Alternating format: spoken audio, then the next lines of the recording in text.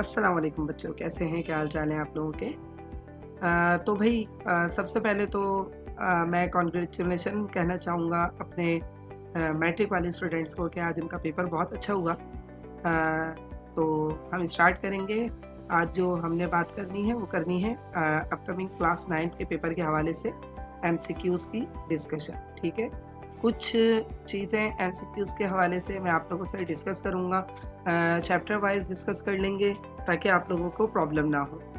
सबसे पहली चीज़ ये है कि देखो बेटा, आपने अपनी बुक के पेज नंबर 7 से लेकर और 10 तक की जो प्रॉपर्टीज़ हैं उनको देख लीजिएगा। उनसे एमसीक्यूज़ बनने के चांसेस हैं। चैप्टर नंबर 1 की बात कर रहा हूँ मैं।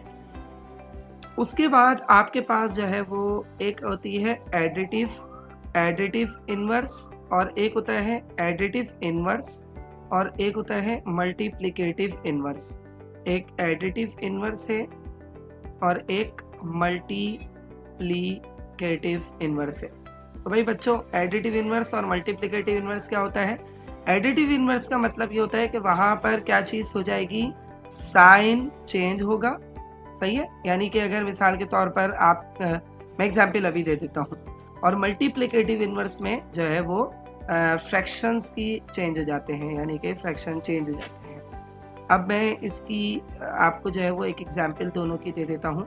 मिसाल के तौर पर अगर कहीं लिखा हुआ है 7 तो उसका एडिटिव इन्वर्स क्या होगा, -7।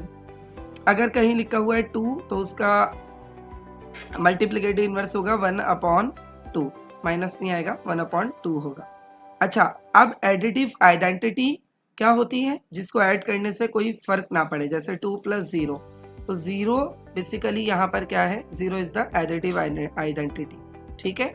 मिसाल के तौर पर अगर लिखा हुआ है 3 × 1, तो क्या 1 को मल्टीप्लाई करने से नंबर पे चेंज होता है? नहीं, तो 1 मल्टीप्लिकेटिव आइडेंटिटी होगा। उसके बाद चैप्टर नंबर 1 से बेटा एक चीज आ सकती है, कॉम्प्लेक्स नंबर। कॉम्प्लेक्स नंबर का मतलब है like z = a + b iota. तो यहाँ पर आपके पास जो है वो ये जो a है ये क्या है, ये रियल पार्ट है। b क्या है, ये इमेजिनरी पार्ट है। और ये जो आयोटा है, ये आयोटा बेसिकली क्या होगा, उस इमेजिनरी पार्ट का यूनिट होगा। दूसरी चीज कि अगर कहीं लिखा हुआ है z, एक नंबर आपको दिया हुआ है z, सही है बच्चों, और वो नंबर z जो है वो बराबर है किसके, 2 + 3 आयोटा के। तो जो z का कॉन्जुगेट होगा वो क्या होगा, 2। और क्योंकि हम क्या करेंगे, जो इमेजिनरी यानी जिसके साथ आयोटा लिखा होगा हम उसका साइन चेंज कर देंगे। सही है, इसको देख लीजिएगा। अच्छा, एक और चीज जो आपके पास अब आपके पास आगे वाले चैप्टर से, यानी कि जो लोगैरिथम्स हैं, लोगैरिथम के अंदर आपने क्या क्या चीजें देखनी है बच्चों, ये मैं आपको बता देता हूँ। लोगैरिथम्स में आप लोगों ने सबसे पहली चीज तो ये जो एक फॉर्मूला है ना, a⁴y = x, इसको ध्यान में रखना। अगर जो बेस है वो तो बेस रहेगा, यानी कि लॉग बेस a था तो a रहा। जो इज इक्वल टू के राइट साइड पे नंबर होगा वो इस बेस के साथ आ जाएगा और यहाँ पे आ जाएगा y, ये आ सकता है। इसके अलावा नोटेशंस आ सकती हैं, साइंटिफिक नोटेशन और स्टैंडर्ड नोटेशन। ये आपको कहाँ से मिलेगी, इसी चैप्टर की पहली एक्सरसाइज में आप लोग देख लीजिएगा। मैंटेसा को देख लीजिएगा, कैरेक्टरिस्टिक्स देख लीजिएगा, ये आपको हेल्पफुल होगी। उसके बाद आपके पास चैप्टर नंबर 3 से लेकर चैप्टर नंबर 6 तक का, यानी कि अब मैं बात कर रहा हूँ चैप्टर नंबर 3। चैप्टर नंबर 3 से लेकर चैप्टर नंबर 6 में आपके पास कुछ छोटी मोटी इक्वेशंस दे दी जाएंगी, लाइक 1/x - y, और लिखा हुआ है -1/x + y। इसको सॉल्व करो, ऑप्शन देखो, परेशानी की कोई बात नहीं है। नीचे वाली दोनों वैल्यूज मल्टीप्लाई होती हैं, a - b a + b, इसका मतलब a² - b²। क्रॉस मल्टीप्लिकेशन होगा x + y, और ये माइनस का x और माइनस प्लस का y। सही है भाई, ये बात समझ आ गई। अब क्या होगा, माइनस का x प्लस का x कैंसिल, तो आंसर आ जाएगा 2y/x² - y²। टिक कर लेना। उसके अलावा आपसे इस तरीके का दे दिया जाएगा, √-3 × फॉर एग्जाम्पल -3। तो इसको सॉल्व करेंगे आप, ये हो जाएगा अंडर रूट ऑफ -3 का स्क्वायर। अगर स्क्वायर नहीं होता तो आयोटा आता, कुछ बच्चों ने पेपर में मिस्टेक की थी। इसका आंसर आएगा -3। इसके अलावा आप जो है वो अलजेब्रिक मैनिपुलेशन वाला जो चैप्टर है उसके फॉर्मूलाए देख लेना, और कुछ जर्नल बेसिक वो देख लीजिएगा आप, क्या जो आपके पास एग्जाम्पल्स होती हैं मिडिल टर्म ब्रेकिंग वाली, ये आप देख लीजिएगा। सही है भाई बच्चों। अब आइए ग्राफ पर। अब मैं ज़रा ग्राफ की बात कर लेता हूँ, ग्राफ कैसे डिस्कस करेंगे हम। सही है, यहाँ पे मैंने ग्राफ रख दिया।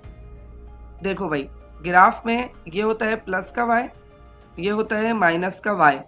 यहाँ पे आएगा प्लस का x, ये होगा प्लस का x और ये होगा माइनस का x। अब फॉर एग्जाम्पल आपके पास पेपर में क्वेश्चन आ सकता है 2, -3, तो आप देखोगे 2x प्लस में है, y माइनस में है। इसका मतलब इन क्वाड्रेंट को मैं बता देता हूँ। फर्स्ट क्वाड्रेंट पे दोनों वैल्यूज पॉजिटिव होती हैं, सेकंड क्वाड्रेंट पे x नेगेटिव होता है, y पॉजिटिव होता है, थर्ड क्वाड्रेंट पे x भी नेगेटिव होता है, y भी नेगेटिव होता है, फोर्थ क्वाड्रेंट पे x पॉजिटिव होता है और y नेगेटिव होता है। अब यहाँ पर x पॉजिटिव है, y नेगेटिव है, इसका मतलब ये वाली वैल्यू कौन से क्वाड्रेंट की होगी? फोर्थ क्वाड्रेंट की। टिक कर लेना इस चीज को, ठीक है। अच्छा जी, आगे बढ़ते हैं। फिर आपके पास क्या चीज आ सकती है कि चैप्टर नंबर 8, इसमें जो है वो कुछ चीजें आई हैं। एक होती है क्वाड्रेटिक इक्वेशन, क्वाड्रेटिक, एक होती है क्वार्टिक इक्वेशन, क्वार्टिक इक्वेशन, और एक होती है आपके पास रेडिकल इक्वेशन। सही है। जो क्वाड्रेटिक इक्वेशन होती है इसके होते हैं 2 रूट्स, जो क्वार्टिक इक्वेशन होती है इसके होते हैं 4 रूट्स, और जो रेडिकल इक्वेशन होती है इसके रूट को कहा जाता है एक्सट्रानियस रूट। सही है। इसमें कुछ बेसिक आप देख लीजिएगा क्वाड्रेटिक वगैरह से, ठीक है। एक चीज और भी बता देता हूं मैं आपको, अपनी बुक से ये जरूर पढ़िएगा, इसका एक एमसीक्यू जरूर बनता है, रैशनल और इर्रेशनल नंबर। एक हिंट दे देता हूं, जैसे कि एक्सपोनेंशियल और जो पाई है, और वो वैल्यूज जिनका रूट एग्जिस्ट, मकसद ये कि परफेक्ट नहीं होता। जैसे मिसाल के तौर पर अगर मैं कहता हूँ फॉर एग्जाम्पल मैंने बात की अंडर रूट 3 और यहाँ पर मैंने लिखा अंडर रूट 9, तो आपको पता है 9 का जो रूट होगा वो क्या होगा? 3, तो ये रैशनल है। क्योंकि 3 का रूट पॉइंट में आएगा तो वो इर्रेशनल होगा। सही है। फिर आपके पास जो आपकी बुक का आखिरी चैप्टर है उसमें y is equal to mx plus c, एक ये फॉर्मूला है और एक डिस्टेंस फॉर्मूला है। तो यहाँ पर ये जो m है ये कहेगा स्लोप, और यहाँ पर ये जो c है ये कहलाता है इंटरसेप्ट। सही है भाई। आपसे मिसाल के तौर पर आ जाएगी y is equal to 2x plus 5, ये सवाल आ सकता है। तो यहाँ पर ये जो 2 होगा, आप इसको स्लोप, अगर ऑप्शन पूछे स्लोप क्या है तो आप 2 पे टिक कर दीजिएगा, और अगर आपसे कहें कि इंटरसेप्ट क्या है तो आप इसको 5 पे टिक कर दीजिएगा। ऐसे करके एग्जाम्पल दिए मैंने आपको। फिर अगर आपसे कहें कि एक चीज होती है ऑर्डिनेट और एक चीज होती है एब्सिसा, लाइक ऑर्डिनेट और एब्सिसा, तो भाई जो भी ऑर्डिनेट वाली वैल्यू होगी वो होगी y पर, और जो भी एब्सिसा की वैल्यू होगी वो भी x एक्सिस पे। एक बात और मैं आपको बता देता हूँ ग्राफ के हवाले से। मिसाल के तौर पर आपके पास अगर ग्राफ में क्वेश्चन आता है 3,0 और एक आता है 0,4, तो यहाँ पर क्योंकि y एक्सिस 0 है, जब कभी y एक्सिस 0 होगा, सही है, और x की वैल्यू कुछ भी है तो इसका मतलब x 3 है और y 0 है, तो ये वाली वैल्यू ये आ गई x 3 y 0, यहाँ आ गया, ये हो गया 3,0। तो आप देख रहे हो ये कौन सा एक्सिस के ऊपर लाई कर रहा है? x एक्सिस के ऊपर। इस तरीके से ये हो गया 0,4, तो यहाँ पे आ गया आपके पास 0,4। तो ये कौन सा एक्सिस के ऊपर लाई कर रहा है, वाई एक्सिस के ऊपर। आगे बढ़ते हैं। अच्छा, ये जो ज्योमेट्री और ट्रायंगल वाली चीजें हैं, इनमें आपने क्या चीजें देखनी है, जरा गौर कीजिएगा। एक तो आपके पास ट्रायंगल की टाइप होती है इक्विलेटरल, इसको देख लीजिएगा। वो ट्रायंगल जिसकी ऑल साइड्स आर सेम, जिसकी सारी साइड्स क्या होती हैं, सेम। फिर आपके पास एक ट्रायंगल आता है आइसोसेलेस, वो ट्रायंगल जिसकी 2 साइड्स क्या होती हैं, सेम होती हैं। और लास्ट आपके पास आता है स्केलिन, स्केलिन की नो साइड सेम, इसकी कोई भी साइड जो है वो सेम नहीं होती। आखिरी बात जो कि मुझे आप लोगों से डिस्कस करनी है वो है कि अगर मिसाल के तौर पर ये एक ट्रायंगल है, ठीक है, तो इस ट्रायंगल में सपोज कर लो कि ये हमने 3 लाइंस बना ली, 1, ये आ गई 2, और ये एक लाइन आ गई, लाइन नंबर 3, ठीक है। अब ये जो 3 लाइन है, इनमें इन तीनों का कॉमन पॉइंट होगा ये। तो ये जो 3 लाइन है, मिसाल के तौर पर ये ट्रायंगल है ए और इसके वर्टेक्सेस है बी और सी। अच्छा भाई, यहाँ पर आ गया ई, ये हो गया एफ और ये हो गया जी। तो ये जो बी से ई तक की लाइन है, इसके अलावा ए से लेकर एफ तक की लाइन है, और ये जो सी से लेकर जी तक की लाइन है, ये कहलाएंगी मीडियन।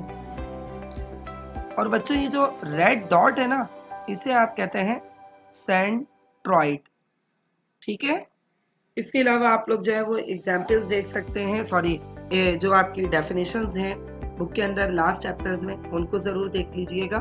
तो इंशाल्लाह आप लोगों का पेपर बहुत अच्छा होगा।